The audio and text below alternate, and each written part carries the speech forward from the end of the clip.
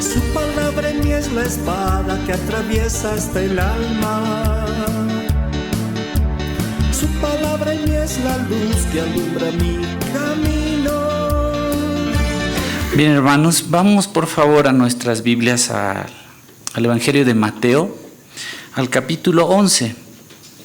Vamos a iniciar con el versículo 29 y quiero que vayamos leyendo todos, por favor. El capítulo 11 de Mateo, versículo 29. Hay algo aquí que nos habla, son las palabras del mismo Señor Jesucristo. Y vamos a comenzar leyendo esta porción. Leemos juntos, por favor, hermanos, 2 y 3. Llevad mi yugo sobre vosotros y aprended de mí, que soy manso y humilde de corazón, y haréis descanso para vuestras almas. Conocemos esta porción de la palabra, ¿verdad? Pero el Señor nos dice que aprendamos algo de Él. Una de las cosas que directamente nos dice que aprendamos justamente es esta. Dice, llevad mi yugo sobre vosotros y aprended de mí, que es manso y humilde de corazón, y de esta forma hallaréis descanso para vuestras almas. Esto, hermanos, está relacionado justamente con la salvación, ¿no? Tenemos una persona que quiera cumplir la ley y salvarse por sus propias obras, por sus méritos, no va a poder hacerlo, nunca va a poder encontrar esa verdadera paz que solo hallamos en Cristo.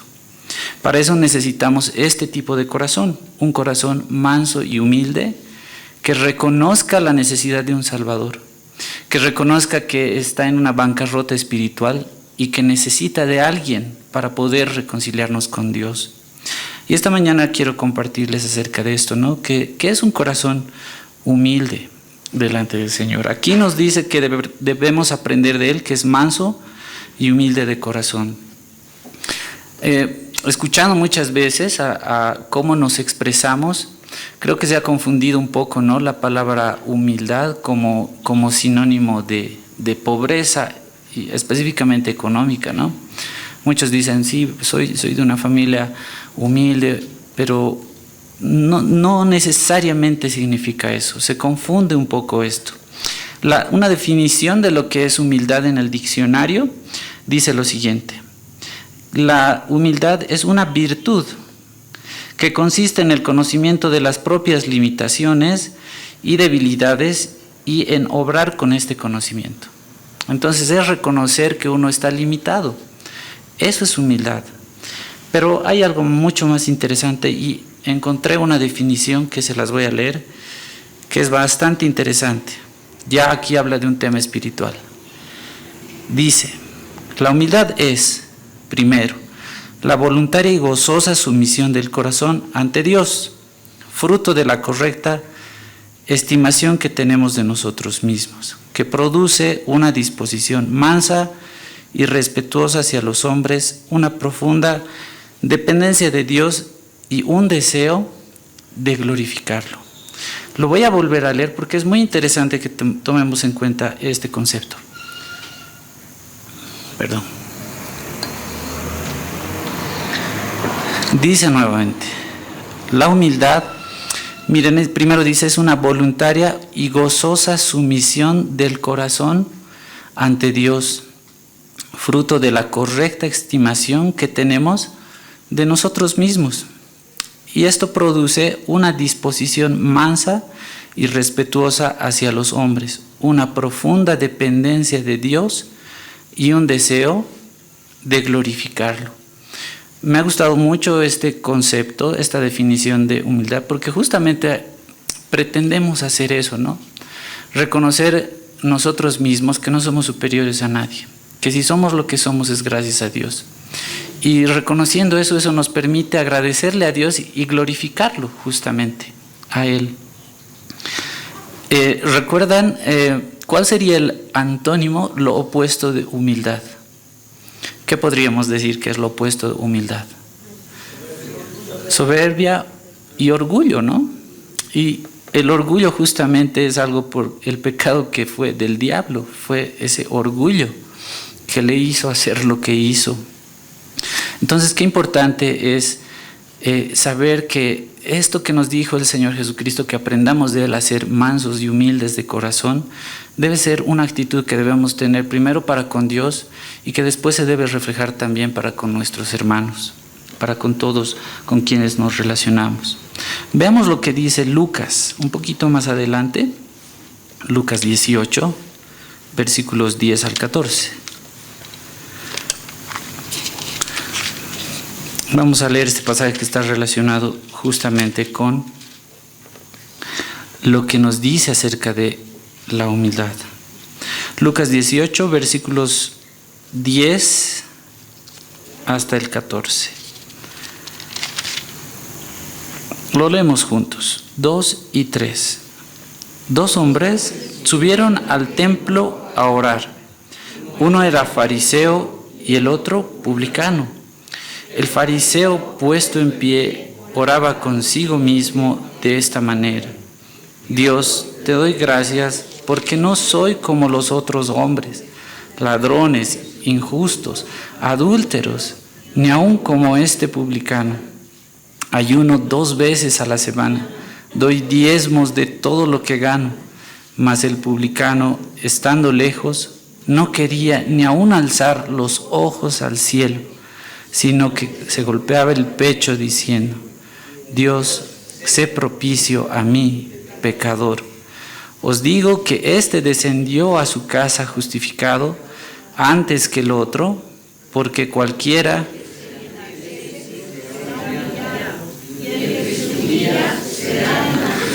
Qué importante es la humildad, hermanos. Aquí el fariseo tenía una actitud completamente orgullosa, ¿no? Menospreciaba al resto, lo contrario justamente de lo que es la humillación. Pero ¿qué dice nuevamente el versículo 13 y 14? Mas el publicano, como estando lejos, no quería ni aun alzar los ojos al cielo, sino que se golpeaba el pecho diciendo: Dios, sé propicio a mí, pecador. Como al principio les decía, hermanos, la humildad también es reconocer que necesitamos a alguien, la necesidad de un Salvador, porque en nuestras fuerzas no podemos hacer nada.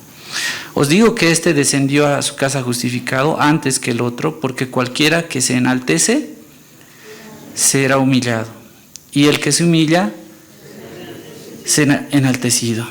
Pensando en esto, hermanos, vamos a ver uno de los relatos en el Antiguo Testamento que justamente habla sobre esto, que es el orgullo y la humildad. Dice: el que se enaltece será humillado, y Dios cumple su palabra. Eso es algo que nunca va a fallar. Y el que se humilla será enaltecido. Quiero que vayamos para ver este relato al capítulo 5 del libro de Daniel. Como recordarán, aquí hay bastante acerca de todo lo que había pasado en Babilonia, en estos relatos. Y en este capítulo 5 hay una historia que le pasa al rey, que es Belsasar. Y es algo que, si bien algunos lo conocen, lo vamos a repasar, pero es muy interesante cómo Dios va obrando ahí con las personas. Previamente, vayamos por favor a ver al capítulo 5 de Daniel. Y en Reina Valera hay un subtítulo que dice: la escritura en la pared. Y es algo muy interesante. Previamente, desde el capítulo 4 a este capítulo 5, aproximadamente habían pasado 30 años. Y ahí estaba Daniel. 30 años habían pasado entre estos 2 capítulos. Daniel aproximadamente tenía acá 80 años, una persona bastante madura. Había vivido mucho y muchas situaciones. Un hombre fiel que siempre estuvo atento a las instrucciones del Señor y se mantuvo firme en medio de una sociedad que estaba corrompida. Pero en el capítulo 4 nos hablaba algo bien interesante, y si lo recordamos, era la humillación justamente de Nabucodonosor. Él había tenido un sueño, pero 7 años estuvo como una persona, lo relata así, en locura, que se había convertido como una bestia del campo, que sus uñas le habían crecido, que en su piel le habían salido como plumas de águila. Había enloquecido, pero era algo que el Señor había permitido justamente para humillarlo. Pero él al final reconoció dejó su orgullo de lado y reconoció al Señor, reconoció a Jehová. Pero el contraste está acá en el capítulo 5, lo que pasa con Belsasar. Vamos a leer un poquito de los versículos 1 al 4 inicialmente. Vayamos leyendo, por favor. 2 y 3. El rey Belsasar hizo un gran banquete a 1000 de sus príncipes, y en presencia de los 1000 bebía vino. Belsasar del vino mandó que trajesen. Su padre había traído del templo de Jerusalén para que bebiesen en ellos el rey y sus grandes, sus mujeres. Entonces fueron traídos los vasos de oro que habían traído del templo de la casa de Dios que estaba en Jerusalén, y bebieron en ellos sus mujeres y sus concubinas.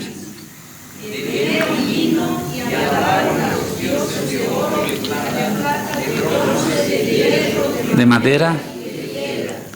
Hasta ahí inicialmente, hermanos. Dice el rey Belsasar hizo. ¿Cuántas personas estaban en esa fiesta? Es increíble. El lugar era enorme, un palacio enorme con todos los lujos. Aproximadamente Belsasar tenía 36 años.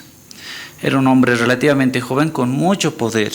¿Qué más dice el versículo 1?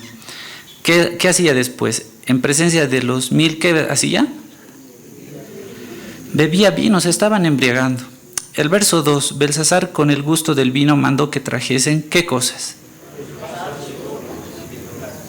¿De quién eran estos? ¿Que Nabucodonosor?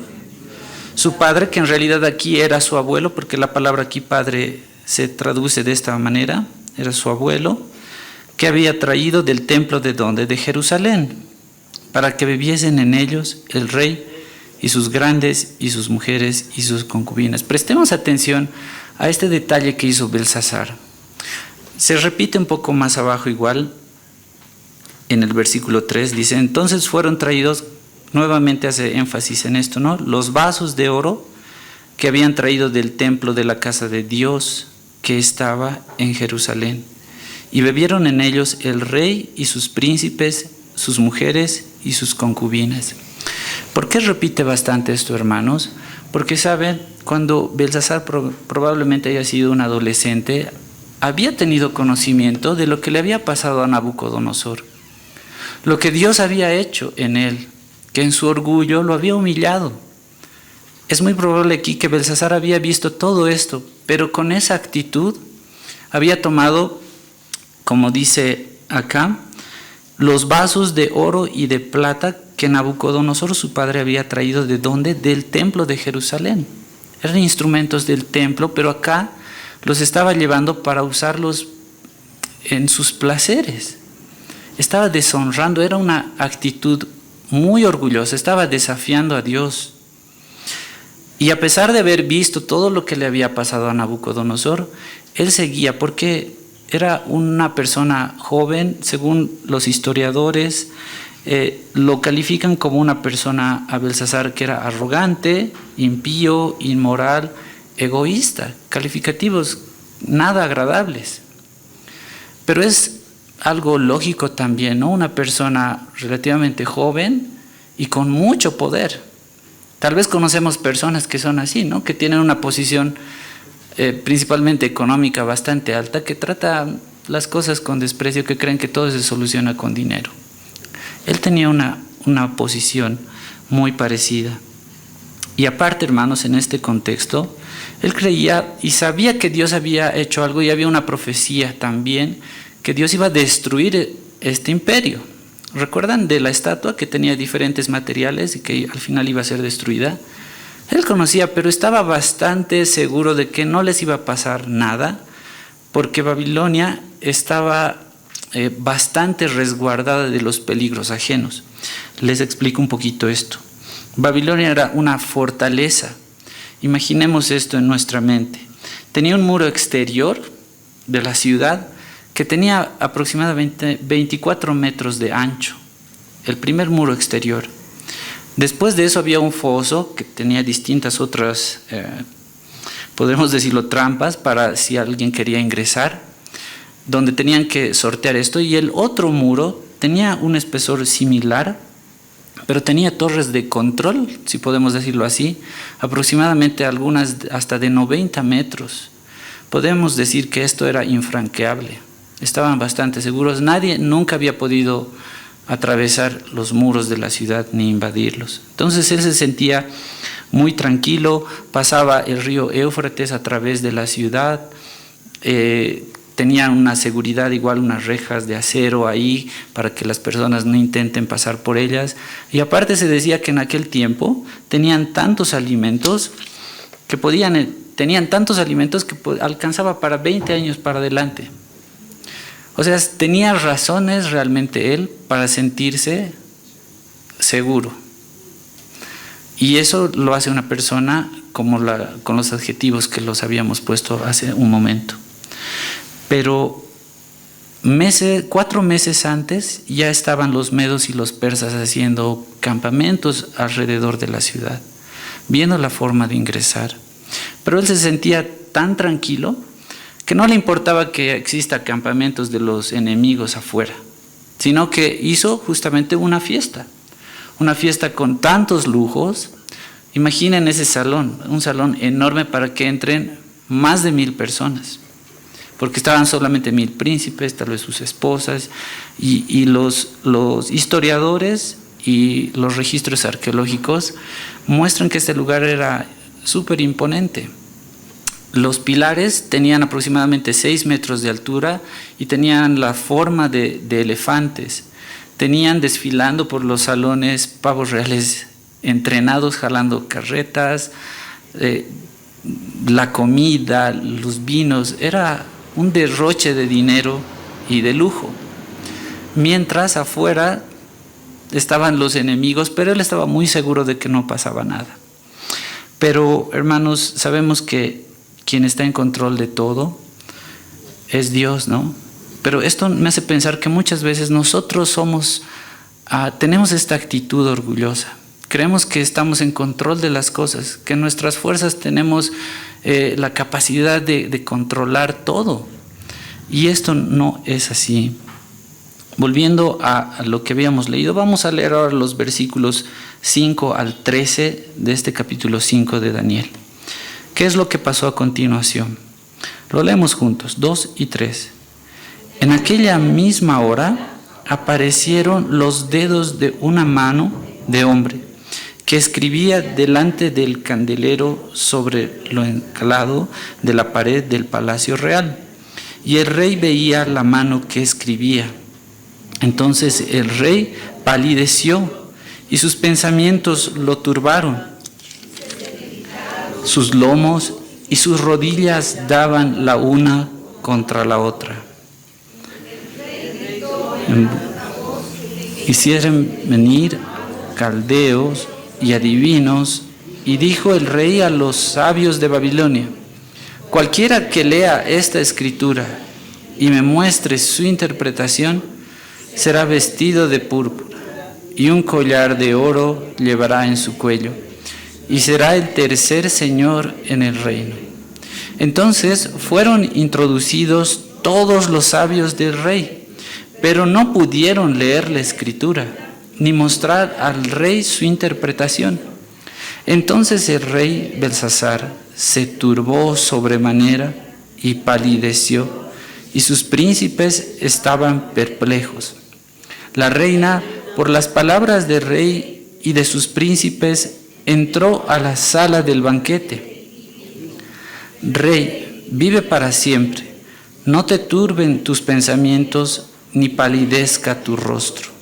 En tu reino hay un hombre en el cual mora el espíritu de los dioses santos, y en los días de tu padre se halló en él luz e inteligencia y sabiduría como sabiduría de los dioses, al que el rey Nabucodonosor, tu padre, oh rey, astrólogos, por cuanto fue hallado en él mayor espíritu,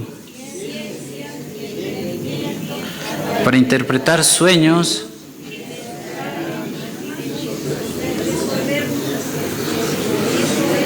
Daniel.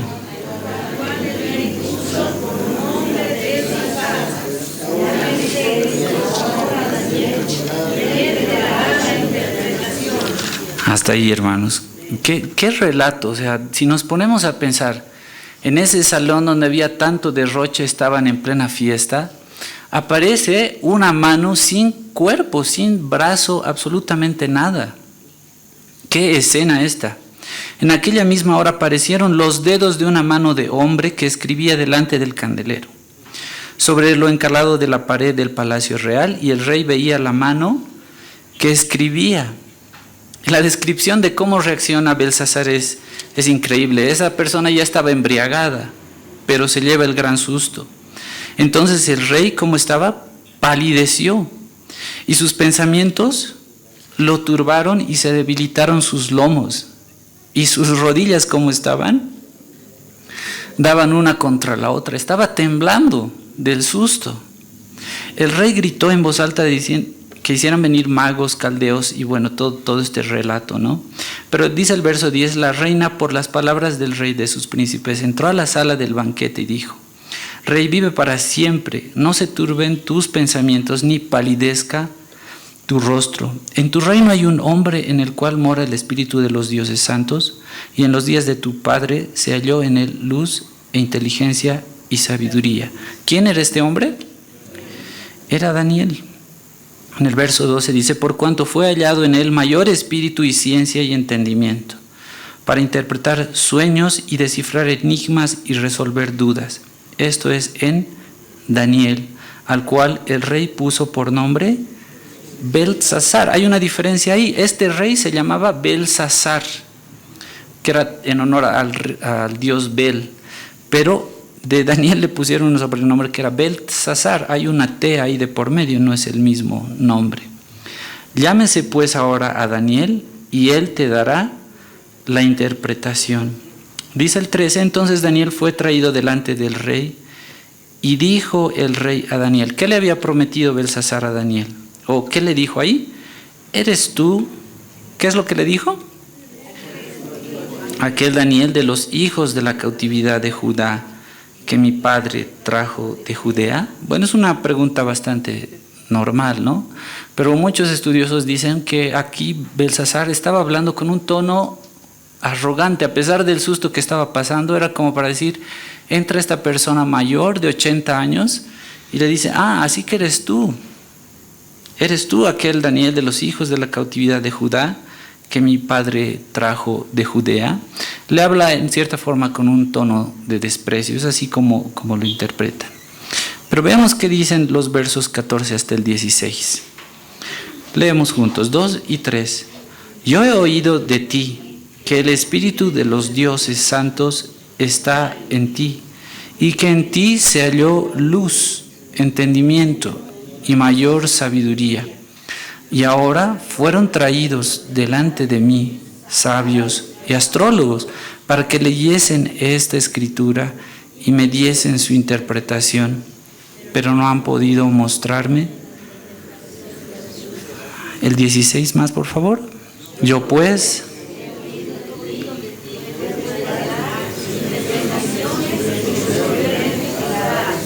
si ahora puedes leer esta escritura y darme su interpretación, le promete, serás vestido de púrpura y un collar de oro verás, y serás...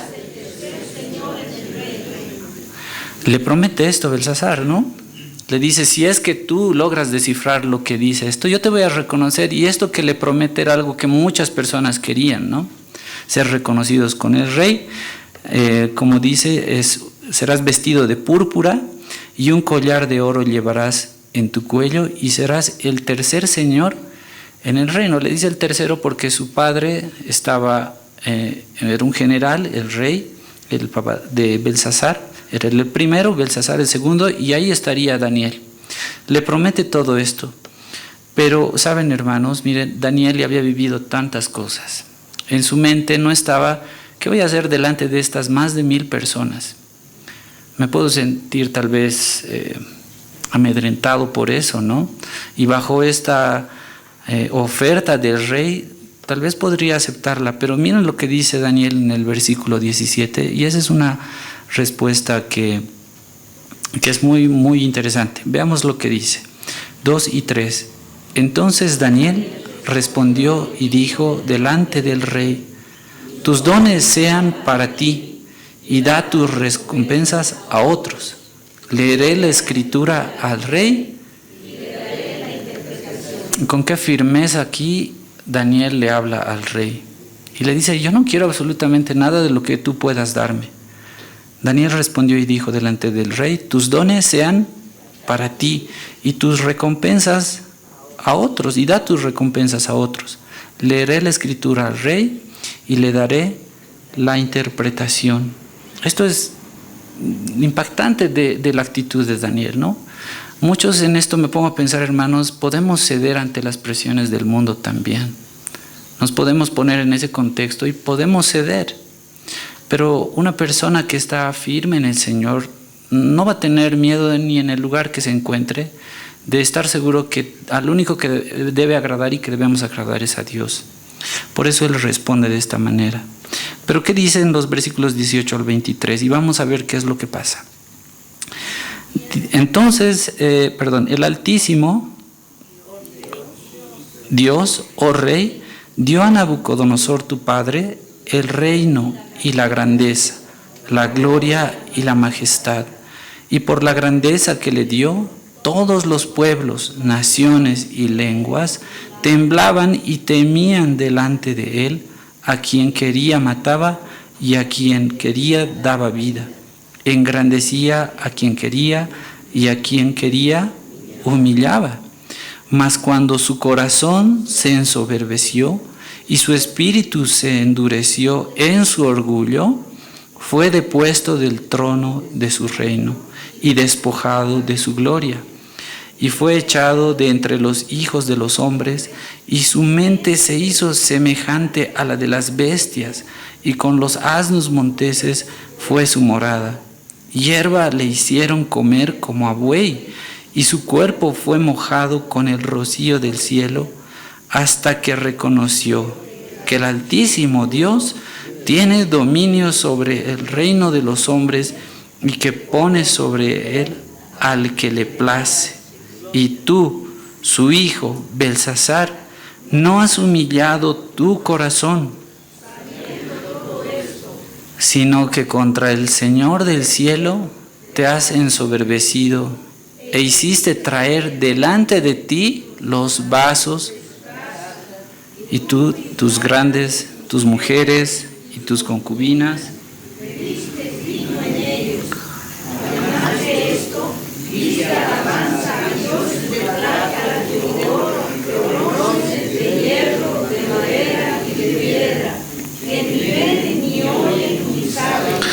Y al Dios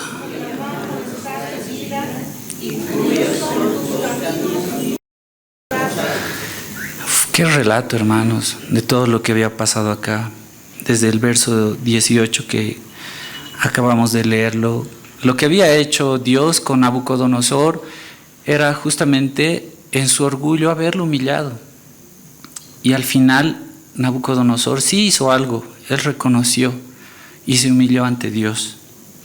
Pero acá, como dice el versículo 21, la forma en la que Nabucodonosor había vivido era terrible y fue echado de entre los hijos de los hombres. Su mente se hizo semejante a la de las bestias, y con los asnos monteses fue su morada, que comía hierba. Le hicieron comer como a buey, y su cuerpo fue mojado con el rocío del cielo, hasta que reconoció. Y ahí está. ¿Hasta qué punto? Hasta que reconoció que el Altísimo Dios tiene dominio sobre el reino de los hombres y que pone sobre él al que le place. Es reconocer que Dios es soberano y que por más poder que tenga un hombre en esta tierra, nunca va a poder hacer nada en contra de la voluntad de Dios. Pero le dice, y esto es muy interesante, en medio de estas 1000 personas y más de 1000 personas, Daniel hace una predicación ahí, una reflexión le hace a Belsasar y le dice, y tú, sabiendo todo lo que vivió tu abuelo Nabucodonosor, y tú, su hijo Belsasar, no has humillado tu corazón, sabiendo todo esto, sino que contra el Señor del cielo te has ensoberbecido, y que hiciste traer delante de ti los vasos de su casa. ¿Recuerdan los primeros versículos que habíamos leído? Que hacía bastante énfasis en estos instrumentos. Esa actitud de Belsasar era soberbia delante del Señor. ¿Y qué más dice? Y tú y tus grandes, tus mujeres y tus concubinas bebisteis vino en ellos. Además de esto, diste alabanza a dioses de plata y oro, de bronce, de hierro, de madera y de piedra, que ni ven, ni oyen, ni saben. Y al Dios cuya mano está en tu vida y cuyos son todos tus caminos, nunca honraste. Entonces, de su presencia fue enviada la mano que trazó esta escritura. Eso es lo que le empieza a relatar Daniel a Belsasar. Pero finalmente, ¿qué dice, hermanos? Vamos a leer los versículos 25 hasta el 31 para terminar este relato. ¿Qué es lo que decía esta mano? Esa sensación de ver algo que lo hizo palidecer, que le temblaban las rodillas. Había escrito algo que no se sabía cuál era la interpretación. Y la interpretación es esta. Vamos a leerlos desde el versículo 25, 2 y 3. Y la escritura que trazó es Mene, Mene, Tekel, Uparsin. Esta es la interpretación del asunto. Mene contó Dios tu reino y le ha puesto fin. Tekel, pesado ha sido en balanza.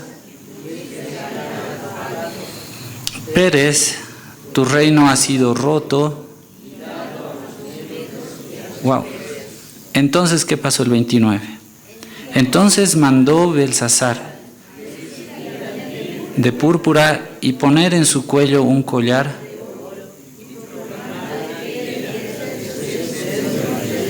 el 30.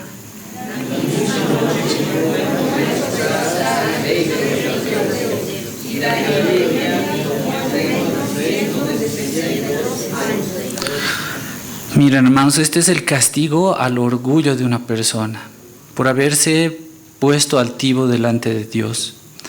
Dice, Mene significa, contó Dios tu reino y le ha puesto fin. Dios es soberano. Tekel dice, pesado has sido en balanza y fuiste hallado falto. Esto nos demuestra que Dios nos conoce absolutamente en todo. Él puede pesar nuestros corazones. Y eso es lo que pesa en realidad, ¿no? No lo que aparentemente a veces podemos hacer, sino Él pesa nuestros corazones, con las intenciones que nosotros hacemos las cosas. Pérez, que es el plural de Uparsin que está arriba, dice, tu reino ha sido roto y dado a los medos y a los persas. Esa era la sentencia, el castigo. Entonces mandó Belsasar vestir a Daniel de púrpura y a poner su cuello un collar de oro y proclamar que él era el tercer señor del reino. Pero ¿qué pasó en el 30? La misma noche fue muerto Belsasar, rey de los caldeos, y Darío de Media tomó el reino siendo de 62 años. Hermanos, este lugar, esta fortaleza que era Babilonia, había sido infranqueable, pero en el río Éufrates, como decía al principio, ¿qué había pasado? Las personas que estaban haciendo el campamento desviaron el curso de las aguas del río e hicieron que el río que ingresaba por debajo de los muros de la ciudad bajara el caudal. Entonces así lograron entrar a través de este lugar. Mientras ellos estaban en la fiesta, entraron por este lugar y mataron a todos los que estaban ahí. Fueron destruidos. Inmediatamente, como dice el verso 30, la misma noche fue muerto Belsasar, rey de los caldeos. Pero al ver todo este relato, hermanos, qué importante es tener un corazón humilde. No ser orgullosos ni soberbios, mucho menos delante del Señor. Lo que había visto Belsasar de Nabucodonosor, su abuelo, no le había servido de nada. Él creía que era tan poderoso que en sus fuerzas lo iba a poder hacer todo. Quiero que veamos el versículo 37 del capítulo 4, ahí un poquito atrás, porque aquí vamos a ver este contraste. Aquí Belsasar no reconoció nada, no se humilló ante el Señor a pesar de que estaba siendo advertido y que había visto una mano ahí que escribía su propia sentencia. La diferencia con Nabucodonosor es esta. El verso 37 del capítulo 4 lo vamos a leer juntos, 2 y 3. Ahora yo, Nabucodonosor, alabo, engrandezco y glorifico al Rey del cielo, porque todas sus obras son verdaderas y sus caminos justos, y Él puede humillar a los que andan con soberbia. Esto es lo que dijo Nabucodonosor después de haber vivido 7 años en esa locura y haberse arrastrado como una bestia del campo. Él había aprendido la lección y había reconocido a Dios como el Altísimo. Y por eso dice, ahora yo, después de haber vivido estos 7 años de humillación, alabo, engrandezco y glorifico al Rey del cielo, porque todas sus obras son verdaderas y sus caminos justos, y Él puede humillar a los que andan con soberbia. Hermanos, esta es una gran lección que nos da acerca sobre la humildad en nosotros mismos, que nos hace examinar nuestros corazones, ¿no? Todos tenemos luchas en nuestro diario vivir, pero cuando veamos algo de soberbia en nosotros mismos, recordemos que el Señor es soberano y que Él puede hacer lo que dice aquí. Él puede humillar a los que andan con soberbia. Y vamos a leer unos versículos ya para ir terminando, en los que vamos a ver primero que debemos tener justamente humildad delante de Dios. Qué importante es esta característica. Vayamos a Santiago, al Nuevo Testamento, al capítulo 4. Y es bastante interesante que todos los autores, bastantes autores que hablan acerca de la humildad, está Santiago, está Pablo, está Pedro, está David en el Antiguo Testamento, Isaías, se habla de la humildad a través de toda la Biblia. Es una característica que debe distinguirnos como cristianos. Santiago capítulo 4, versículos 6 al 10. ¿Qué es lo que dice? Vamos a leer juntos. 2 y 3. Pero Él da mayor gracia. Por esto dice, Dios resiste a los soberbios y da gracia a los humildes. Someteos pues a Dios, resistid al diablo y huirá de vosotros. Acercaos a Dios y Él se acercará a vosotros. Pecadores, limpiad las manos, y vosotros, los de doble ánimo, purificad vuestros corazones. Afligíos y lamentad y llorad. Vuestra risa se convierta en lloro y vuestro gozo en tristeza. Humillaos delante del Señor y Él. Esto es bien importante, hermanos. Estamos viendo aquí que debemos tener humildad delante del Señor, que Él conoce nuestros corazones. Y por eso dice que debemos someteros pues a Dios, resistid al diablo y Él huirá de vosotros. Y en el versículo 10 dice, humillaos delante del Señor y Él os exaltará. Esto es algo que le agrada al Señor. Es una característica que todo cristiano debe tener, un corazón humilde delante de Él. En el Antiguo Testamento, si vamos por favor a los Salmos, cuando David estaba en una actitud de arrepentimiento, en el Salmo 51, dice lo siguiente, el capítulo 51, el versículo 17 de Salmos, por favor.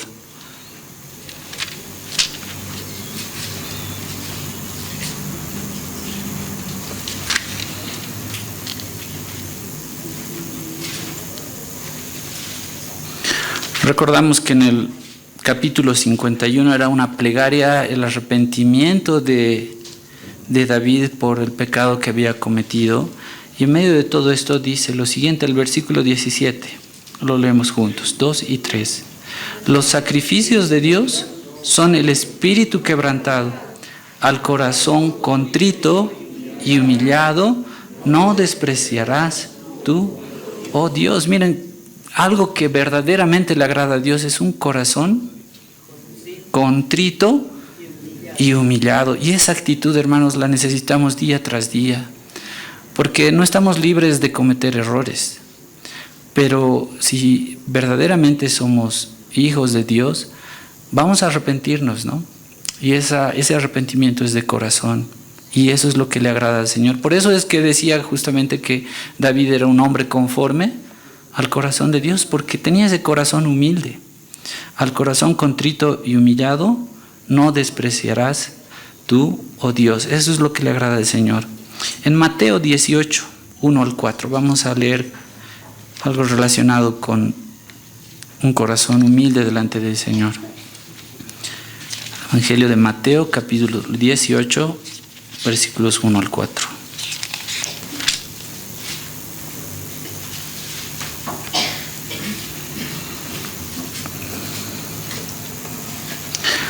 Y hay una actitud que aquí la describe el Señor como si fuésemos nosotros. Deberíamos aprender también a ser como niños. ¿En qué sentido? Y eso es lo que vamos a ver. Leamos por favor los versículos 1 al 4 del capítulo 18, 2 y 3. En aquel tiempo los discípulos vinieron a Jesús diciendo: ¿quién es el mayor en el reino de los cielos? Y llamando Jesús a un niño, lo puso en medio de ellos y dijo: de cierto os digo que si no os volvéis y os hacéis como niños, no entraréis en el reino de los cielos. Así que cualquiera que se humille como este niño, ese es el mayor. Bueno, el 5 más. Y cualquiera que reciba en mi nombre a un niño como este, debemos ser, dice aquí, humildes como los niños, ¿no? Y los niños también creen en todas las promesas que se les hacen. Y nosotros así debemos creerle al Señor también. Debemos tener esa actitud. De cierto os digo, dice el verso 3, que si no os volvéis y hacéis como niños, no entraréis en el reino de los cielos. Así que cualquiera que se humille como este niño, ese es el mayor en el reino de los cielos. Estamos viendo, hermanos, que delante del Señor, al Señor le gusta que tengamos una actitud y un corazón humilde. Ahora, para finalizar, para con nuestros semejantes, ¿cómo debe ser también nuestra actitud? ¿Qué dice Romanos capítulo 12, versículo 3? Tal vez nos hemos chocado muchas veces con personas que son bastante arrogantes, ¿no? Y no es nada agradable, nada agradable. Pueden tener muchas veces estudios de diverso tipo, pero eso no da derecho a que puedan tratar mal a las personas. O posición económica, distintas cosas. Si eso nos desagrada, imagínense si una persona que dice ser cristiana tiene una actitud así, soberbia y orgullosa. Eso no es nada bueno. Pero ¿qué dice Romanos capítulo 12, versículo 3? Leemos juntos, 2 y 3. Digo pues, por la gracia que me es dada, a cada cual que está entre vosotros, que no tenga más alto concepto de sí que el que debe tener, sino que piense de sí con cordura, conforme a la medida de fe que Dios repartió a cada uno. Esta es una reflexión del apóstol Pablo y que dice, ¿no? A cada cual que está entre vosotros, que no tenga más alto concepto de sí que el que debe tener, sino que piense de sí con cordura. Esto es humildad. Y esto es algo también que le agrada al Señor, y así debemos comportarnos con nuestros hermanos. Efesios 4:1 nos habla acerca de un comportamiento y cómo debe ser el comportamiento de un cristiano. Efesios 4:1 y 2.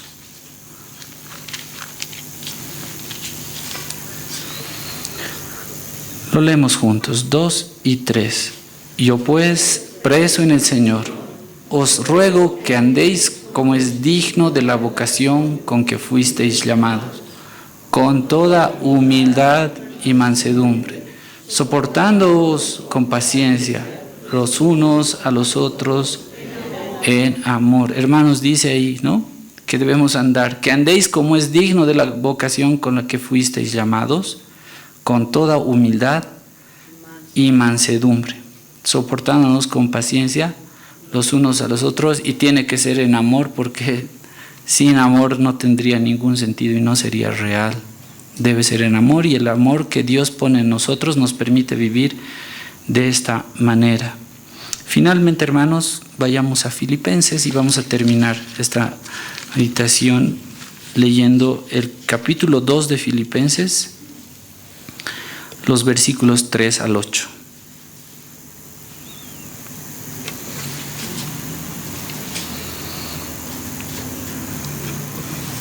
Vamos a terminar leyendo esta porción, hermanos. Versículos 3 al 8 del capítulo 2 de Filipenses. 2 y 3.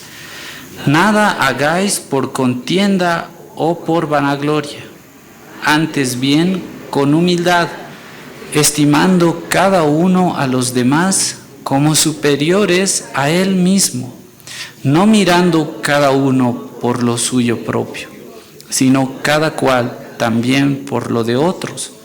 Haya pues en vosotros este sentir que hubo también en Cristo Jesús, el cual, siendo en forma de Dios, no estimó al ser igual a Dios como cosa a que aferrarse, sino que se despojó a sí mismo, tomando forma de siervo, hecho semejante a los hombres, y estando en la condición de hombre, se humilló a sí mismo, haciéndose obediente hasta la muerte y muerte de cruz. Hermanos, creo que esta porción final la podemos entender mejor habiendo visto todo lo que anteriormente hemos leído, ¿no?, acerca de la humildad.